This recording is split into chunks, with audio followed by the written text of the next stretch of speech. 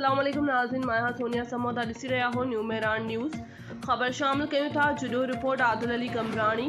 जुडो में गैर मयारी पेट्रोल और गैर मयारी डीज़ल जे खुलेआम फ़रोख़्त जारी है। शहर भर के मुख़्तलिफ़ पेट्रोल पंपन ते ईरानी पेट्रोल डीज़ल फ़रोख़्त थिए पियो ऐं जॾहिं त गैर क़ानूनी पेट्रोल यूनिट्स भी खुली विया आहिनि, जंहिंजो न त कोई लाइसेंस है न त कोई परमिट है, मगर पंहिंजी मनमानी मुबैना रिश्वत और सियासी सिफारिशन के मक़ाम ते न सिर्फ यूनिट खोलिया विया आहिनि, ईरानी पेट्रोल की भी सरेआम फ़रोख़्त कयो पियो वञे। जुडो में गैर मयारी ईरानी पेट्रोल और डीज़ल के इस्तेमाल से अक्सर शहरी पंहिंजे गाड़ियों ख़राब थियण और इंजन ख़राब थियण की शिकायत कंदे नज़र अचन था।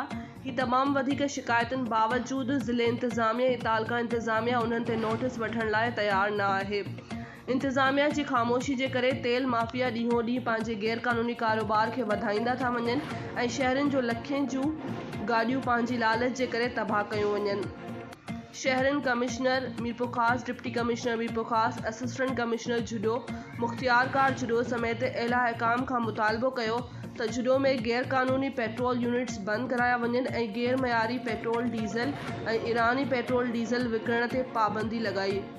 अड़े कारोबार में मुलवस माफिया की सख्त कानूनी कार्रवाई कई वञे।